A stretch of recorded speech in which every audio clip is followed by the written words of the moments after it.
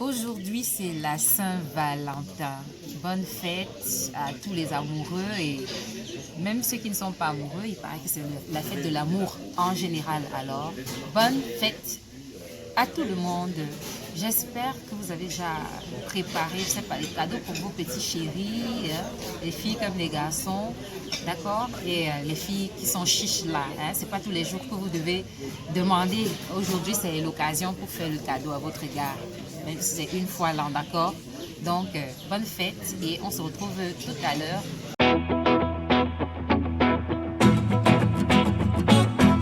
Salut, c'est Gonor, votre conseillère principale d'orientation scolaire, universitaire et professionnelle, CP aussi. Alors, aujourd'hui, c'est une spéciale vidéo, une vidéo spéciale Saint-Valentin. Oui, la Saint-Valentin, c'est la fête de l'amour. L'amour qui est célébré dans le monde entier. Pour certains, c'est l'amour entre un homme et une femme, vous voyez un peu. Et pour d'autres, c'est l'amour simplement envers ses proches, envers sa famille, envers ses enfants, etc. Alors, puisqu'il s'agit d'amour aujourd'hui, c'est une occasion de changer de sujet. Parce que nous n'allons pas seulement parler d'orientation, d'accord? Il ne faut pas... Parfois, il faut changer un peu et se détendre, d'accord? Donc, aujourd'hui, nous allons voir ces choses, 12 éléments qui font que les relations amoureuses échouent. 12 éléments qui font que les relations amoureuses ne marchent pas, qui font que ça se gâte. La première des choses à dire concernant l'amour, pour ma part, c'est que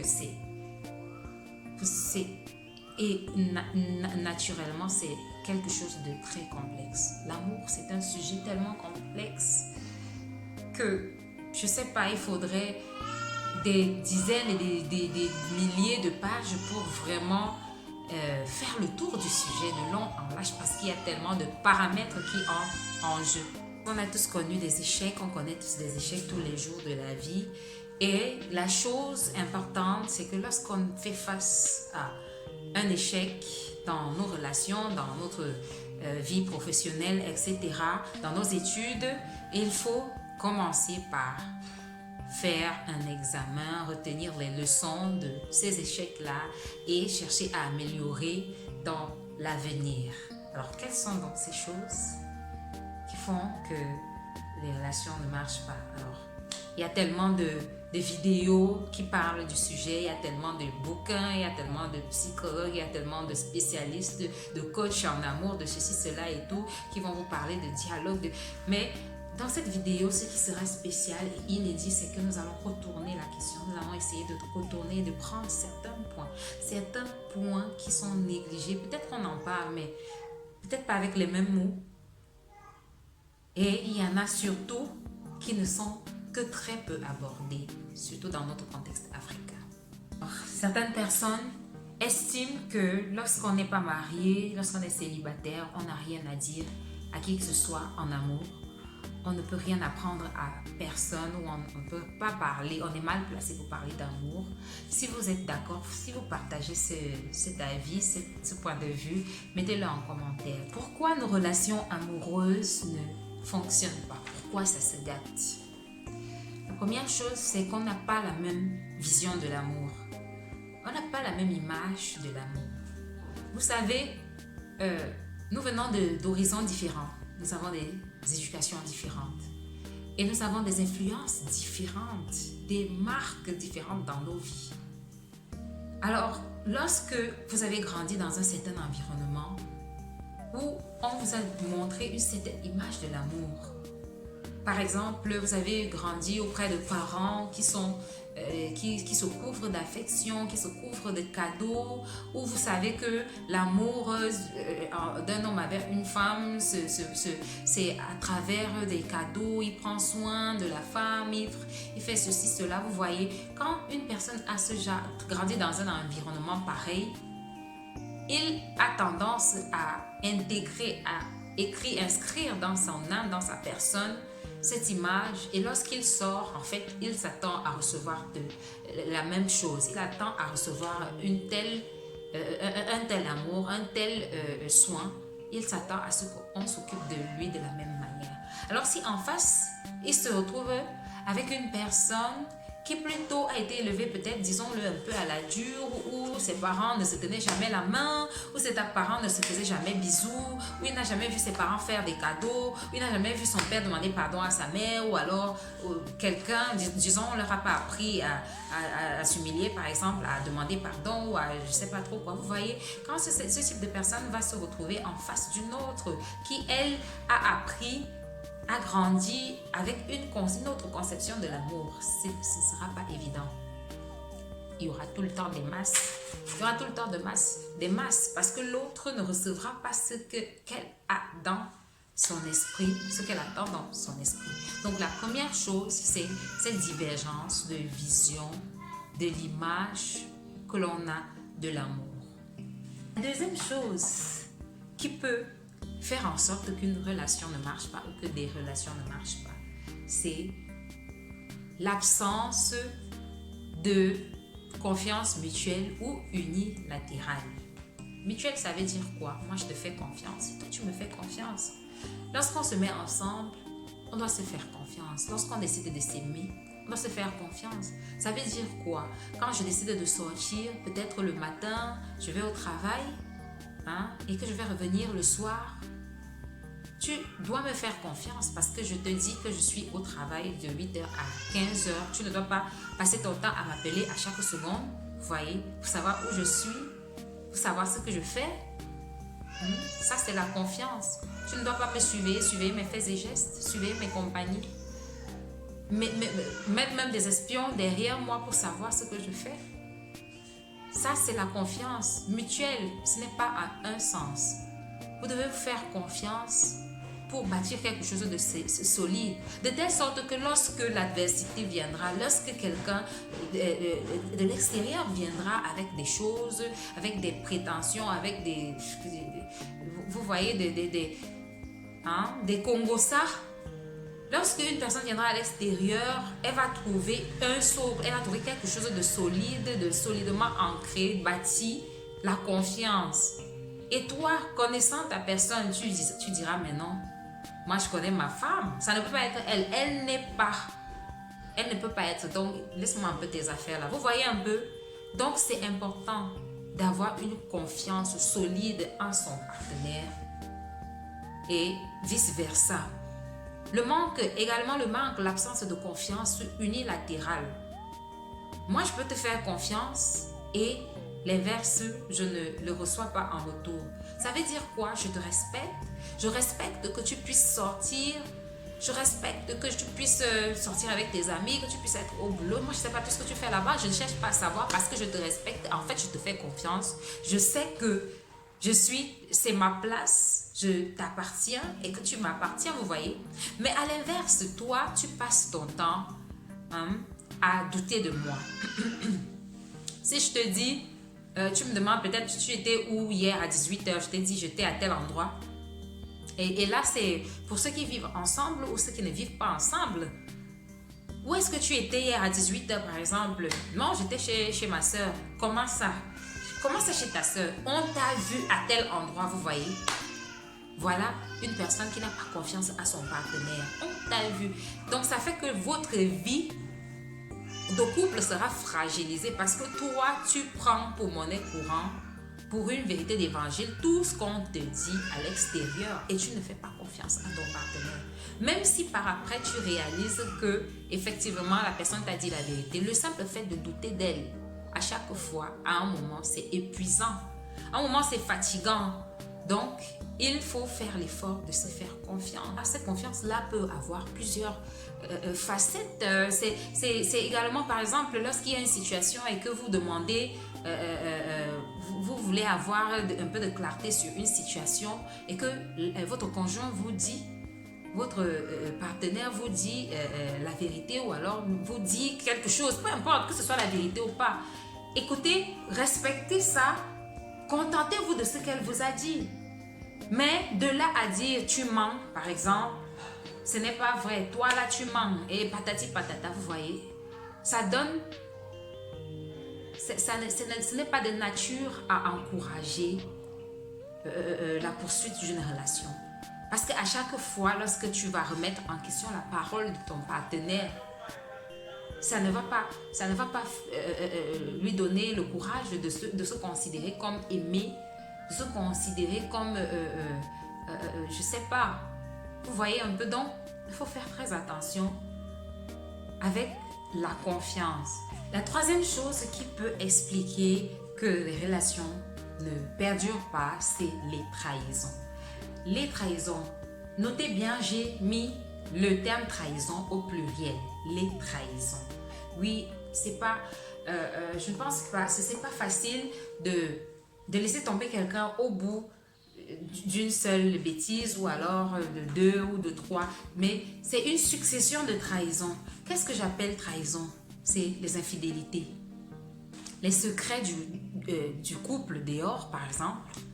Lorsque vous avez des problèmes avec votre épouse ou alors avec votre compagne, puisque voilà, on parle de l'amour en général, on parle de la relation en général, que ce soit de mariage, de couple. Lorsqu'il y a une situation entre vous et votre partenaire, à la moindre occasion, tout ce qui se passe entre vous est dehors. Vous allez dire, que ce soit la femme ou la fille, vous allez raconter aux membres de votre famille, vous allez raconter à vos amis, vous allez raconter à toute la terre, vous voyez. Donc, tout ce qui se passe dans votre maison est constamment rapporté dans les maisons des autres. Alors, posez-vous la question, eux, quand ils vivent leur situation, est-ce qu'ils vous appellent à chaque fois pour vous raconter ce qu'ils vivent? Non, ils les cachent. Ils les cachent. Lorsque vous passez votre temps à exposer votre partenaire, à raconter tout ce qui se passe dans votre couple, c'est une forme de trahison. Parce que votre partenaire vous fait confiance. Et lorsque vous vous levez en allant verser ce qui se passe, non seulement vous l'exposez, mais en plus, vous montrez que vous n'êtes pas digne de confiance. Vous montrez que vous n'êtes pas digne de confiance. Autre chose que j'appelle trahison, c'est le fait de multiplier les infidélités. Vous multipliez les infidélités, même si c'est une seule infidélité, c'est une trahison.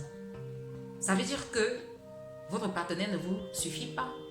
Vous allez donc chercher ailleurs ce que vous ne trouvez pas en elle, peut-être. Vous voyez? Donc, voilà ce que j'appelle trahison. Il y a également autre chose que j'appelle trahison, c'est le fait de demander pardon à chaque fois et de recommencer. Demander pardon à chaque fois et de recommencer. Vous pensez pas que c'est un peu trop facile comme ça de demander pardon à chaque du coup, vous n'êtes plus très crédible. Vous n'êtes plus très crédible. Ça prouve qu'en fait, ça devient pour vous comme un jeu et que vous êtes en train de développer un abus, vous abusez de l'autre parce que vous trouvez qu'elle est tolérante, elle est compréhensive. Et elle se dit, elle est humaine, elle se dit que non, ça peut arriver. L'autre personne, je ne parle pas de l'homme, je ne parle pas de la femme ou de l'homme, disons des deux sexes. La personne, elle, mise pour l'être humain, elle est humaine, elle est tolérante, elle est compréhensive. Vous vous dites que, ok, comme c'est comme ça, j'ai trouvé on dit souvent comme ça, j'ai trouvé mon moins cher, j'ai trouvé ma mougou. Je peux faire tout ce que je veux. Elle va faire comment? Elle va partir où? Donc, vous multipliez les trahisons. Mais ce que vous ne savez pas, c'est que de l'autre côté, cette personne est en train de noter. Enfin, si elle est une personne sensée, elle a certainement un petit carnet quelque part dans son cerveau où elle est en train de noter. Elle est en train de noter. Et de la même manière qu'elle est en train de noter ces multiples trahisons, ou alors qu'on peut aussi appeler des coups. Il y a des coups bas. Des coups bas. Autre chose qui fait que les relations ne fonctionnent pas, c'est le fait de ne pas être soi-même. Le fait de ne pas être soi-même.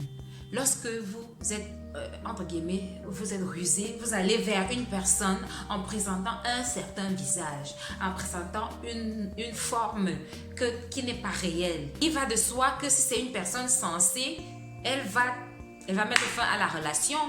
Va mettre fin à la relation à moins que les meubles puissent être sauvés.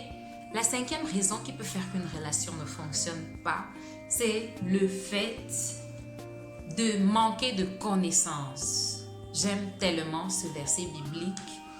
Je ne suis pas pasteur, ni une chrétienne très engagée, mais je suis chrétienne quand même. Je crois en Dieu. Et il y a un verset qui est devenu mon préféré depuis quelques années. Mon peuple meurt faute de connaissances. Ça, c'est un verset clé. Mon peuple meurt faute de connaissances. Alors, nous mourons, nos relations meurent parce que nous manquons de connaissances. Nous mourons même dans nos relations, on peut dire ça comme ça, parce que nous manquons de connaissances. La connaissance, c'est quoi? C'est être formé. Formé sur la manière de se comporter. Formé sur la manière d'agir. Comment on parle à un homme. Comment on séduit un homme. Comment on garde un homme. Comment on fait pour respecter un homme. Comment on fait pour être soumise, etc. Soumise sans être bénie, oui, oui, comme on dit souvent. Soumise sans être piétinée. Comment on fait pour avoir confiance en soi, se respecter et respecter l'autre et permettre que l'homme reste avec nous. L'homme ou la femme, hein, voilà, l'autre reste avec nous, l'homme ou la femme. D'accord? Donc, c'est le manque de connaissances. Est-ce qu'on a été éduqué depuis notre bas âge à aller en mariage? Certaines personnes se disent que la relation de couple, bon, c'est fait pour tout le monde. Il suffit de se mettre ensemble et ça va marcher. Ou alors, il suffit de venir, d'avoir une demande en mariage et tu vas te marier, ça va marcher. Oh que non! C'est une école. Certains ont une sagesse naturelle. Ils ont cette sagesse-là, ils ont cette sagesse, cette intelligence sociale, n'est-ce pas? Cette intelligence, ils savent manager, ils savent jouer dans les relations, ils savent comment être diplomate, etc. Mais d'autres ne savent vraiment pas du tout comment s'y prendre. D'autres ont l'intelligence livresque, donc tu as eu plein de diplômes et tout, mais lorsqu'on te met dans une relation, tu es perdu, tu ne sais pas, tu es maladroit, tu fais des gaffes, tu remportes, tu fais plein de choses qui ne devraient pas se faire, mais en fait, c'est par ignorance. Donc, l'ignorance est une raison capitale qui fait en sorte que les relations ne marchent pas. Regardez déjà les relations avec les membres de votre propre famille. Familles ne sont pas aisées, elles sont déjà conflictuelles. Avec vos propres enfants, avec vos collègues, avec vos amis. À plus forte raison, avec cet homme, cette femme qui va partager votre intimité. C'est-à-dire que vous allez lui céder une partie de votre vie, une partie de votre temps, etc. Une partie de votre vie. Et ce n'est pas évident. Donc, pour réussir cette entreprise, c'est une grande entreprise. Pour réussir cette entreprise, il faut être formé.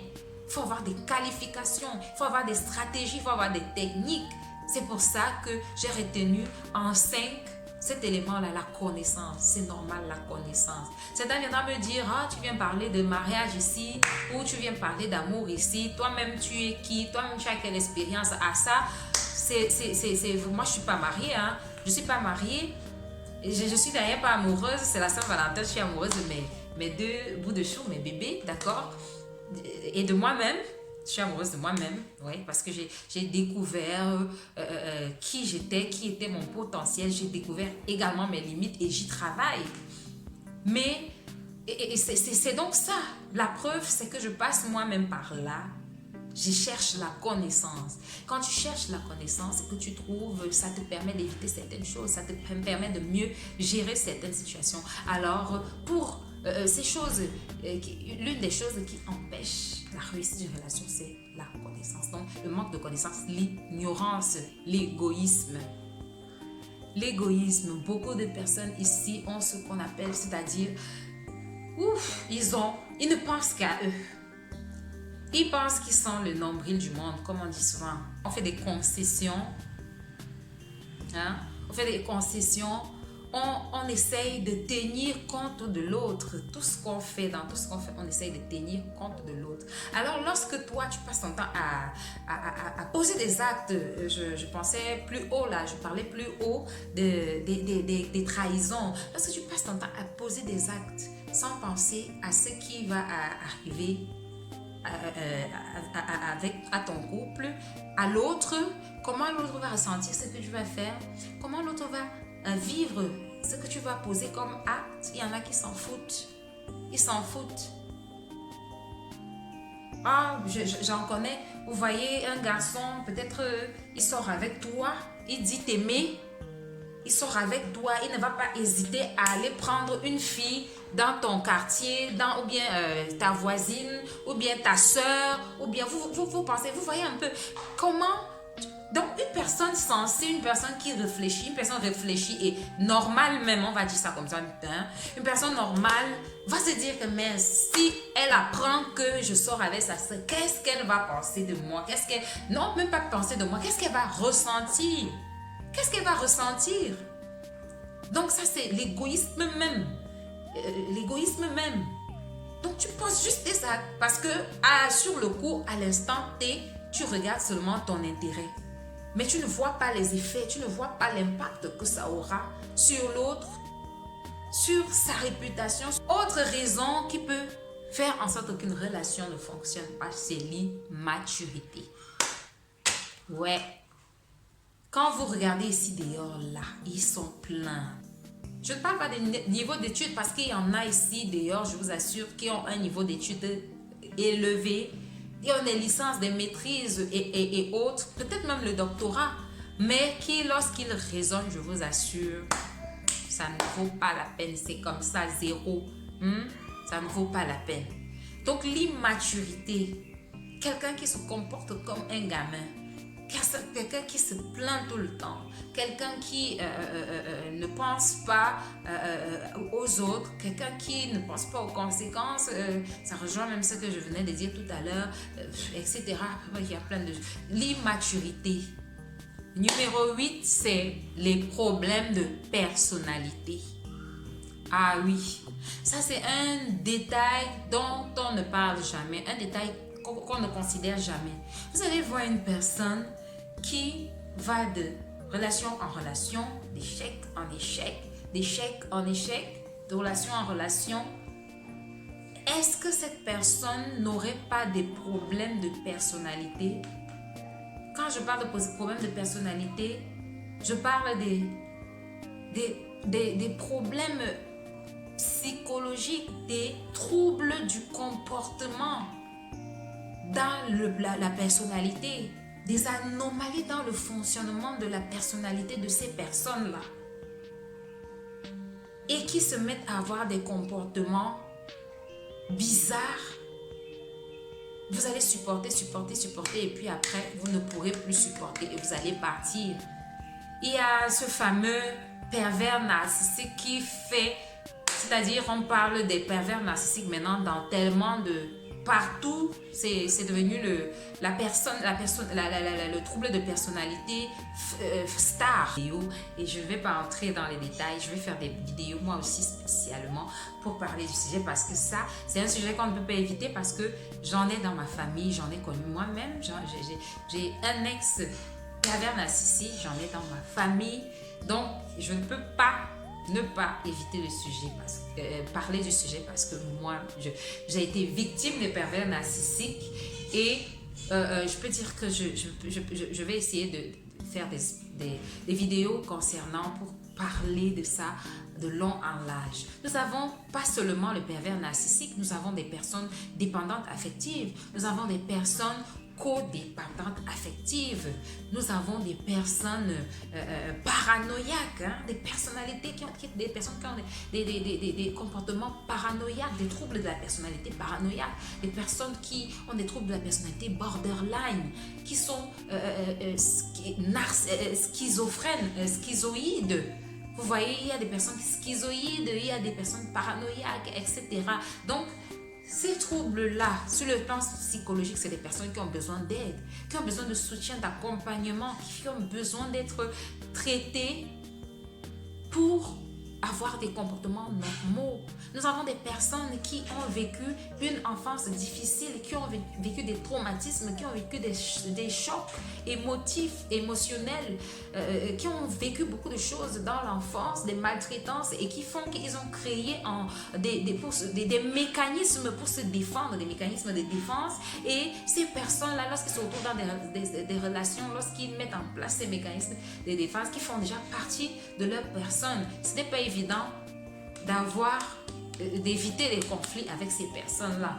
Donc, les troubles de la personnalité sont des éléments à dont on doit tenir compte, surtout en Afrique, qui sont très négligés, parce que lorsque quelqu'un se comporte mal, on va dire, ah, celui-là, oh, il a eu quelle éducation, oh, avec son niveau intellectuel, comment il peut faire tel acte, oh, mais comment une personne peut faire ci, vous voyez un peu, quand vous voyez déjà qu'il y a certains comportements que vous trouvez bizarres, hein, au lieu d'aller accuser la sorcellerie tout le temps ou alors dire qu'on l'a gâté au village, il y a des troubles de la personnalité, de sérieux problèmes de personnalité. Donc ça, c'est le huitième élément qui peut juste faire en sorte que les relations ne durent pas, que les relations se gâtent.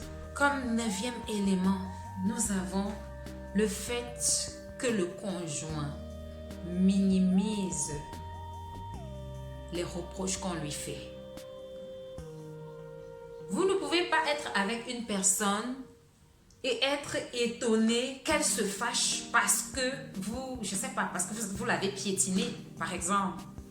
Et vous voyez, tout ça est lié. Je viens de parler des troubles de la personnalité. Une personne qui a un trouble de la personnalité, quand elle va vous dire que non, moi je n'aime pas qu'on touche peut-être à mon verre, j'aime utiliser mon verre moi seul.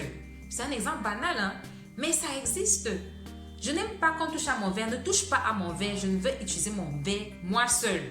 Mais toi, tous les jours, c'est même sur ce verre que tu dors. Ça veut dire que tu ne veux pas la paix, tu n'aimes pas la paix, tu ne recherches pas la paix. Si tu veux nuire à la personne, ça veut dire que tu veux que la personne passe son temps à te dire que ne touche pas mon verre, ne touche pas mon verre, ne touche pas mon verre, vous voyez un peu? Et quand la personne va se mettre en colère ou bien se mettre à vous bouder, vous allez dire, c'est seulement pour le petit verre là, seulement pour la petite chose là. Vous voyez un peu? Donc, voilà des choses. Voilà une chose qui peut faire en sorte que les relations se gâtent. Parce que, sachez-le, si vous ne le savez pas, c'est que ce qui est grave pour vous, hein, n'est pas forcément grave pour moi, pour elle, pour lui. Et ce qui n'est rien pour moi peut être grave pour vous. Vous voyez, c'est ça. Donc, si je vous dis que quand tu fais tel, hein, peut-être le fait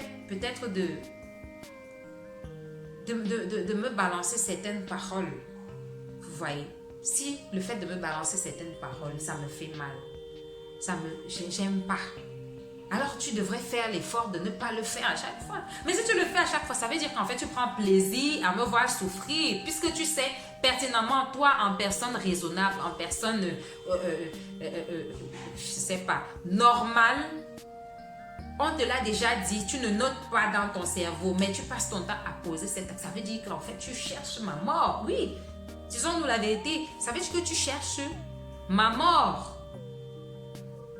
Donc il ne faut surtout pas minimiser les plaintes de l'autre, minimiser ce que la personne n'aime pas. Même si pour vous ce n'est pas important, même si pour vous c'est rien de grave, tenez compte de cela parce que pour lui ça a une importance. On est tous différents, on a des origines différentes, on a des personnalités différentes. Le 10e point, un élément qui fait en sorte que Le 10e point, c'est le fait de ne jamais se remettre en question. Toi, tu es dans une relation, tu ne fais jamais mal, tu es parfait. Même quand tu fais même semblant de te remettre en question, la fois d'après, en fait, toi, tu es parfait. Tu cherches toujours d'autres raisons. En fait, c'est toujours les autres qui ont tort, ce n'est jamais toi. C'est toujours de la faute des autres, ce n'est jamais toi. Alors, quand tu ne te remets pas en question, jamais tu ne pourras changer. Parce que pour changer, il faut déjà se remettre en question, faire son examen de conscience et reconnaître que, ok, moi-même là, j'ai dérangé. Il faut avouer quand même que j'ai appuyé sur déranger. Mais si tu le fais, si tu ne le fais pas, tu ne le fais jamais, ça veut dire que ça ne sert à rien. Ça ne sert même à rien de te parler. Donc, la personne, on va s'épuiser à essayer de te parler parce que toi, tu n'admets même pas que tu fais mal. Vous voyez, c'est ce qu'on appelle souvent le déni. Il y a des personnes ici dehors qui vivent dans le déni. Quoi que tu fasses, quoi que tu dises, pour essayer de recoller les morceaux, pour essayer de lui faire comprendre que évite ça à l'avenir ou ceci, cela, Non, non, non, non, non, ça ne sert à rien parce qu'en fait, elle estime qu'elle ne fait rien de mal. Vous voyez? Donc, le fait de ne pas se remettre en question, de ne jamais se remettre en question, c'est un problème qui peut faire en sorte que une relation échoue. Parce que l'autre va finir par se fatiguer, l'autre va finir par en avoir marre et va se chercher. La raison numéro 11 qui peut faire en sorte qu'une relation se gâte, c'est le fait d'avoir des visions différentes de l'avenir. Vous êtes deux personnes. On dit souvent ça trivialement là, en amour. Non, l'amour c'est regarder ensemble vers dans la même direction. Hein? Mais quel est ce couple où moi je regarde au nord, toi tu regardes au sud? Ça ne peut pas donner. Hein? On n'a pas une même vision de la vie. On n'a pas les mêmes ambitions. Par exemple, moi, je me dis, ok, dans 10 ans, il faudrait que j'ai déjà tant. Vous voyez un peu que j'ai accompli. Il faut que je poursuive mes études. Il faut que je fasse ci, il faut que je fasse ça. Mais toi, en fait, ta vision est la limitée. Pour toi, le peu que tu as là, ça te suffit. Et puis maintenant, tu deviens un frein ou un problème pour l'autre qui va aller loin parce que tu estimes qu'elle a les gros yeux, comme vous dites souvent.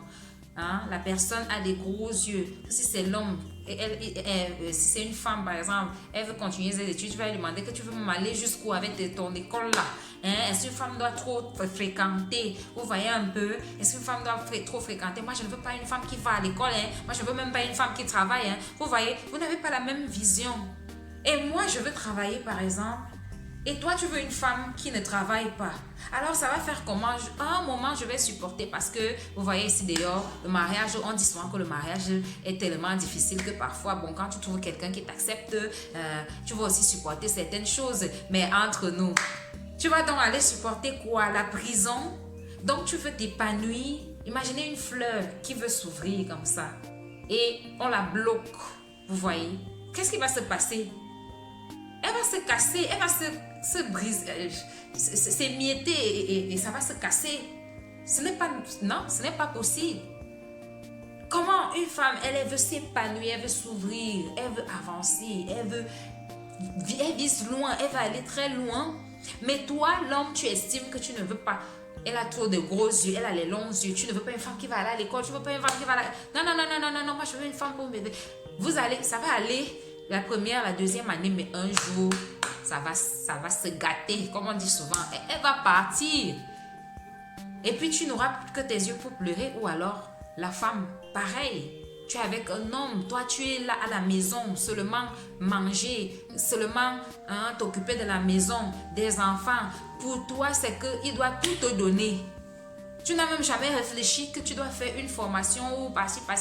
Lui, il est professeur d'université, il est ceci, cela, il a tel projet, il a tel ceci. Toi, tu es là, seulement ton petit cep là. Et tu ne veux même pas ouvrir l'esprit pour essayer de faire même une activité, une formation. Tu es seulement là.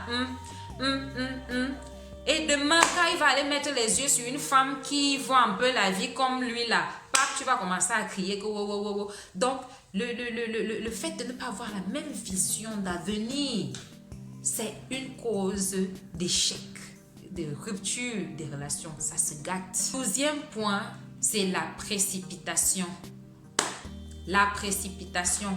Moi-même, si là, j'étais championne, je ne sais même pas, médaillée en... Après l'or, on peut mettre quoi? Il faut nous chercher quelque chose qui dépasse l'or. Parce que, non.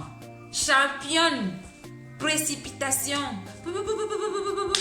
Tu es déjà parti. Tu es déjà parti habiter chez lui. Tu as déjà fait ceci. Tu as déjà donné. Tu as déjà... Voilà une chose qui fait que les relations se gâtent, la précipitation. Lorsque ça va trop vite, lorsqu'on va trop vite, on ne se pose pas, on ne respecte pas certaines étapes, on ne cherche pas à connaître l'autre, on ne prend pas son temps pour construire. Il faut imaginer une maison qui commence aujourd'hui là. On construit tout, fondation, mur, machin, en un jour. quand il y aura un peu de vent là, ça va pas céder. Parce que les poutres ne seront même pas solides pour porter la charpente. Et vous voyez un peu cette image-là, c'est la même chose. Les amis, vous allez me dire que, ah, pardon, quitte là, machin. Oui, je ne suis pas mariée, mais je peux vous le dire, parce que moi, j'ai expérimenté. Le fait de faire vite là, le manque de patience, c'est un gros problème dans la vie. Ça pousse à l'échec. Ce qui suit, c'est l'échec. Et ça, c'est un autre débat, un autre sujet, une autre vidéo, les causes. Pourquoi donc certaines personnes font les choses vite. On va en parler dans une vidéo. Ça, c'est... Enfin, bonus, 13e chose qui peut faire en sorte qu'une relation n'aille nulle part, se gâte, c'est les mauvaises paroles.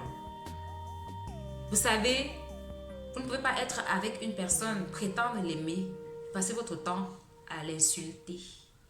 Tu es laide. Tu ne ressembles à rien. Tu es laid. Tu ne ressembles à rien. Tu es quoi? Tu es ceci, cela. Bah, certaines personnes disent que non, quand on se dispute, tous les coups sont permis. Oui, moi j'ai eu un ex qui m'a dit une chose pareille, que quand on se chamaille, tous les coups sont permis, donc je peux t'envoyer des paroles, mais je ne le pense pas. Ça veut dire quoi? Ça, c'est des choses des films. Tu ne peux pas te placer devant moi parce qu'on se chamaille. Tu te mets à m'avancer certaines choses pour venir dire après que tu ne pensais pas. Ça, c'est à la télé. Tu ne pensais pas comment? Bon, maintenant, je te dis, ça me fait mal et tu continues quand même. À la prochaine dispute, tu ne vas pas hésiter à balancer encore. Vous voyez, quelqu'un va te casser comme ça. Tu n'es rien, tu n'es ceci, cela. Ouais, toi-même, tu sais me faire quoi dans ta vie? Wow, machin. Ouf, hein? Les mauvaises paroles. Et ce que l'autre personne va faire, elle va dire, tiens, chaque le type s'il me traite, on n'est même pas encore marié, me traite comme ça là. Ou bien le genre que la femme, si elle me traite, on n'est même pas encore marié. Ça va donner quoi? Vous voyez ce qu'elle va faire? La personne va aller réfléchir et tout. Peut-être même chercher un plan B comme certaines personnes font ici. Et puis un beau matin, paf, tu vas entendre que c'est terminé. La personne est déjà ailleurs. Les mauvaises paroles. Parce que la parole construit, la parole déconstruit. Alors quand tu avances à l'autre des mauvaises paroles, non seulement tu lui fais du mal, mais en plus tu es en train de lui donner un aperçu de ce qui l'attend dans l'avenir. Alors une personne sensée va mettre fin à la relation parce qu'elle ne se sent pas aimée, elle ne se sent pas valorisée. Nous avons terminé cette vidéo. J'espère qu'elle vous a plu.